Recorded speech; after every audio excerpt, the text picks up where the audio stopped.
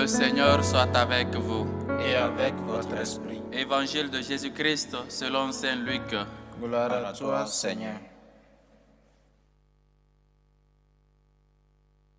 En ce temps-là, Jésus disait aux pharisiens, « Il y avait un homme riche, vêtu de pourpre et de lin fin, qui faisait chaque jour des festins somptueux.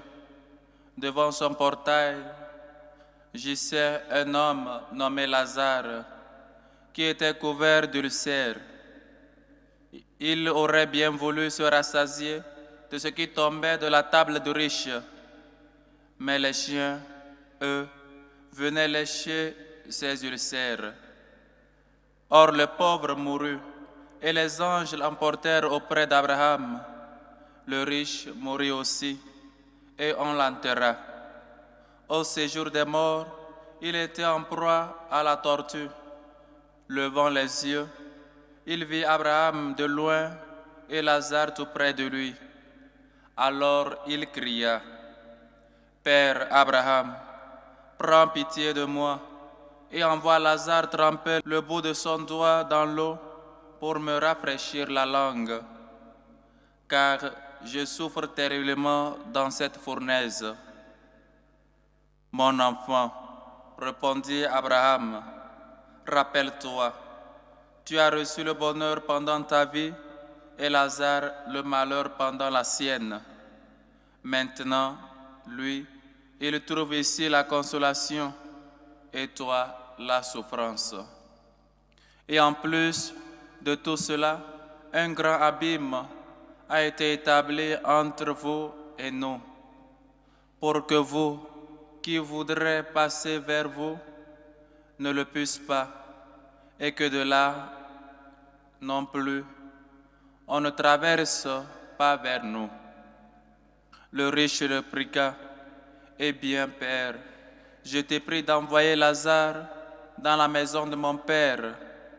En effet, j'ai 5 frères, qu'il leur porte son témoignage, de peur qu'eux aussi ne viennent dans ce lieu de torture. » Abraham lui répondit, « Ils ont Moïse et les prophètes, qu'ils les écoutent. » « Non, Père Abraham, dit-il, mais si quelqu'un de chez les morts vient les trouver, ils se convertiront. » Abraham répondit, « S'ils n'écoutent pas Moïse ni les prophètes,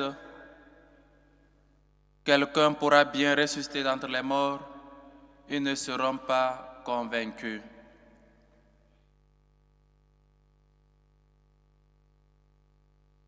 Acclamons la parole de Dieu. Louange à toi, Seigneur Jésus.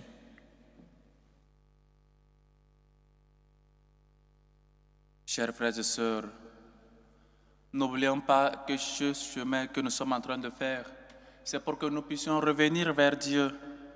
Et la fois dernière, Jésus nous disait, « Chaque fois que vous le faites à un de ces petits, c'est à moi que vous l'avez fait. » Il nous disait aussi d'être attentif, de pardonner, de faire toujours comme lui, d'avoir de la compassion, parce que notre Père est compassif, est compréhensif, il nous comprend, il a de la compassion pour nous, d'être miséricordieux, parce que notre Père est miséricordieux, et que tout ce que nous faisons, la mesure que nous utilisons sera utilisée contre nous, d'être toujours attentif, d'être toujours des hommes et des femmes qui luttent toujours pour écouter Dieu seul leur maître, et qu'ils aient toujours cette relation personnelle avec Dieu qui est Père, et nous reconnaître des bons fils, des bons disciples, pour l'écouter, lui qui est Maître, lui qui est Père. Et aujourd'hui, il nous invite, le premier message de l'évangile de ce jour, peut-être, c'est qu'il y a la résurrection, il y a l'enfer, il y a le paradis. Même si parfois nous faisons semblant de ne pas savoir qu'il y a ces réalités-là, que tout ce que nous semons aujourd'hui, tout ce que nous semons dans notre vie, on va récolter. Il faut toujours semer le bien pour récolter le bien. Et si on sème le mal, on aura aussi à semer, on aura aussi à récolter, pardon. Il faut être bon, afin qu'on soit bon avec nous, envers nous. Et donc, il y a l'enfer. même il y a le jugement dernier. On ne peut pas vivre et ignorer ces réalités-là de notre vie. Si le Christ n'est pas ressuscité, notre foi est vaine, comme le dit Saint Paul. Si le Christ n'est pas ressuscité, que faisons-nous ici? Mais le Christ est ressuscité. Si le Christ n'est pas ressuscité, nous sommes les plus malheureux du monde. Mais le Christ est ressuscité. Traite bien ton frère. Et donc, Dieu, qui est aussi miséricordieux, qui a aussi de la compassion, te traitera ainsi. La mesure que vous utilisez pour les autres sera utilisée contre vous. Et donc, on nous parle ici d'un riche, un riche homme. Et pourquoi l'évangile peut-être n'a pas mis le nom du riche, afin qu'on se sente tous concernés. On est dans le temps de carême. On ne peut pas faire pénitence sans l'esprit de partage. On ne peut pas vouloir revenir vers Dieu en ignorant nos frères et sœurs. Que notre pénitence, que le chemin, que le carême nous aide à voir les yeux pour voir nos frères et sœurs qui souffrent, qui passent dans notre vie. Et Dieu qui nous dit que chaque fois que nous faisons le bien à ces petits, à nos frères, c'est à lui que nous faisons. Il nous a dit en quoi consiste l'examen final. Il nous a dit en quoi consiste le jugement dernier. De faire le bien, à l'amour que vous aurez les uns pour les autres. Tous vous reconnaîtront comme mes disciples.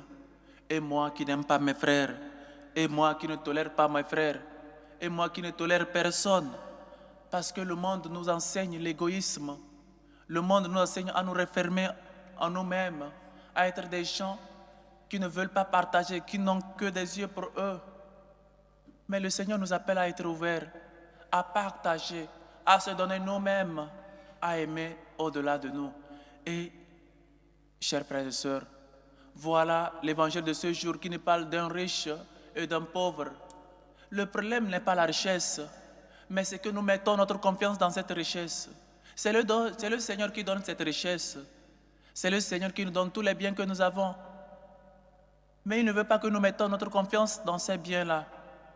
Que ces biens soient seulement des moyens par lesquels nous nous servons aussi les uns et les autres. Nous ne sommes que des administrateurs. Il faut être un bon administrateur pour bien administrer, pour faire des amis ici, pour prendre soin de Jésus et pour que tu puisses avoir cette récompense-là au ciel.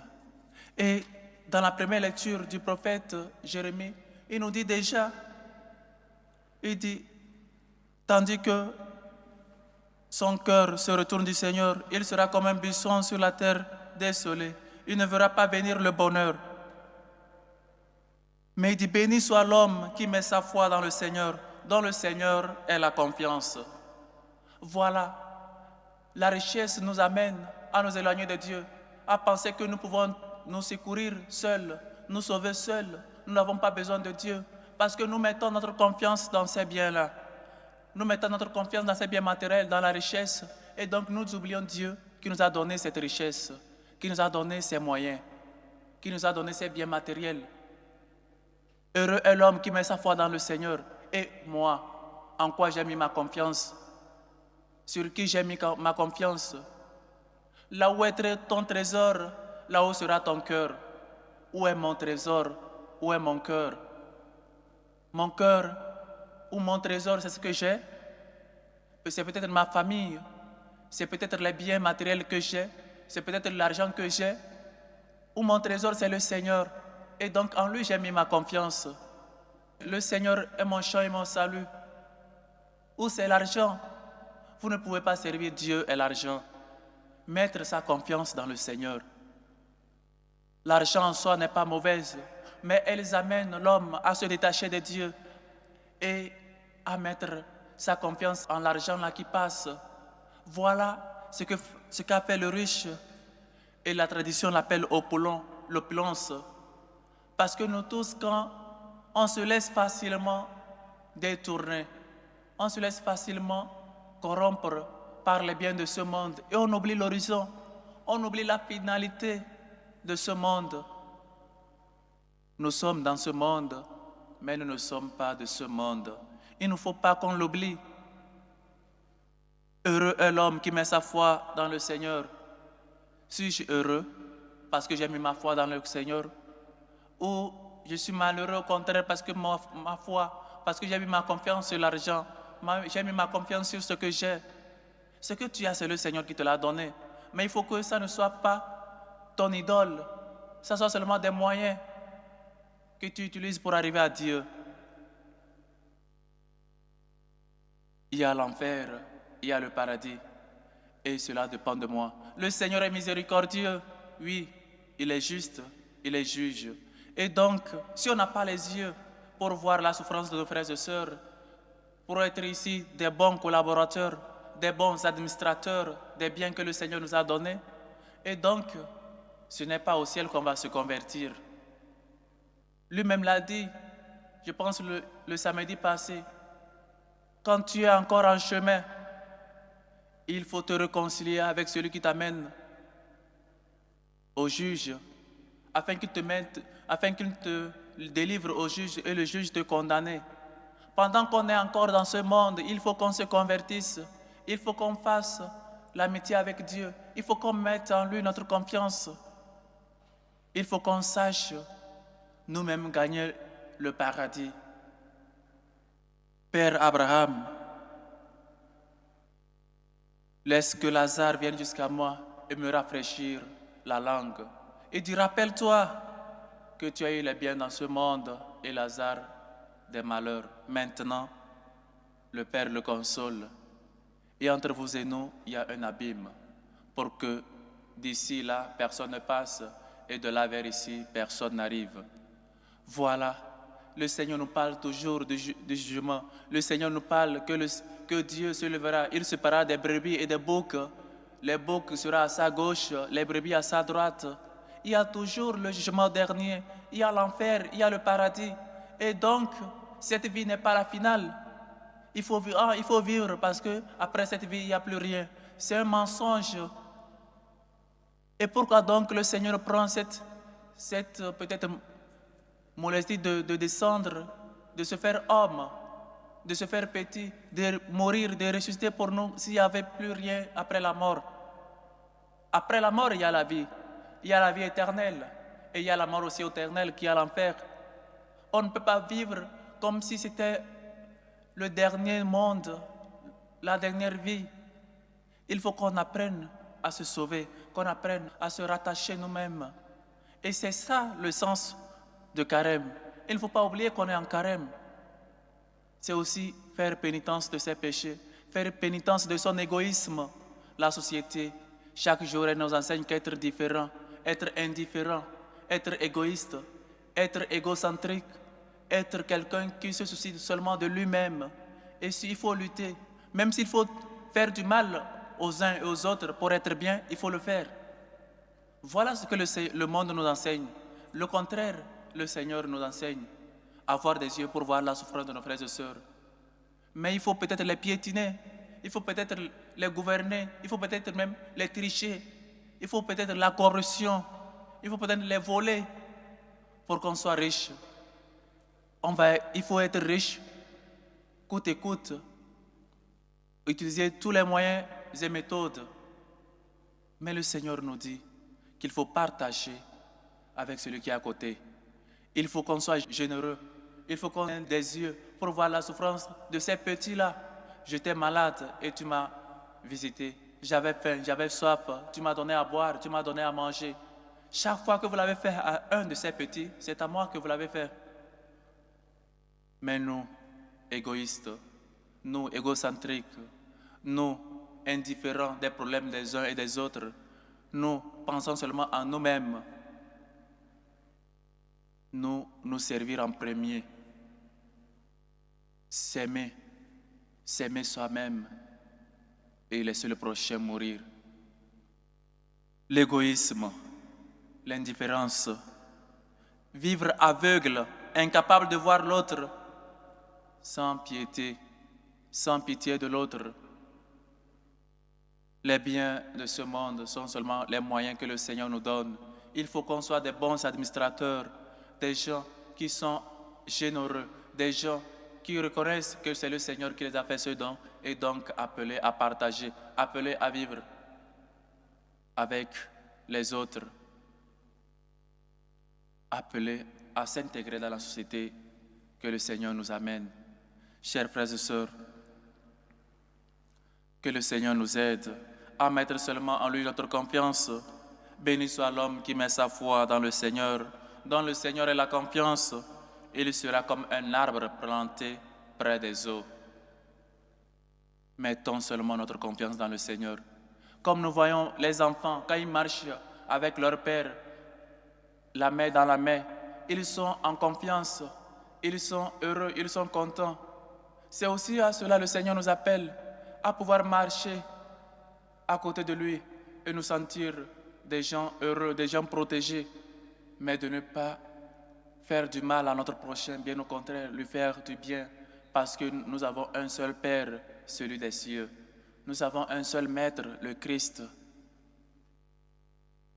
Et donc, ayons des yeux, chers frères et sœurs, en ce temps de carême, pour voir la souffrance de nos frères et sœurs, pour être généreux, pour savoir que les moyens, les biens que nous avons, que nous pouvons les utiliser pour le bien de tous, que nous sommes seulement des administrateurs.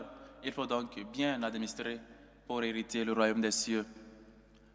Béni soit le Seigneur, notre Dieu, qui nous appelle à mettre notre confiance en lui, qui veut qu'on ne soit pas égoïste, qu'on ne soit pas indifférent aux problèmes de nos frères et sœurs, et qui veut qu'on soit des gens généreux, qu'on soit des gens miséricordieux comme lui, notre Père est miséricordieux.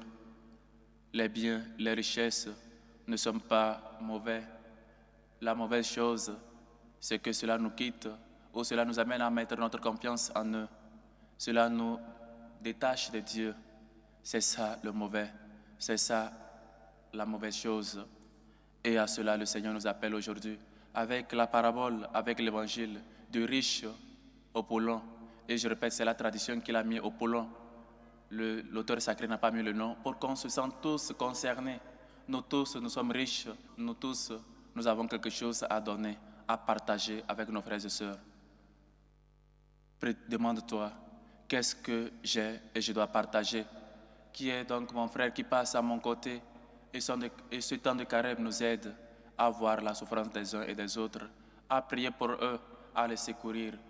Et comme Dieu dit, chaque fois que vous l'avez fait à un de ces petits, c'est à moi que vous l'avez fait. Que le Seigneur nous aide et que sa grâce nous console afin qu'on soit toujours des personnes, des gens qui aient des yeux pour voir la souffrance de leurs frères et sœurs et qu'on soit miséricordieux, qu'on soit généreux comme notre Père est généreux et miséricordieux envers nous. Loué soit Jésus-Christ. À jamais.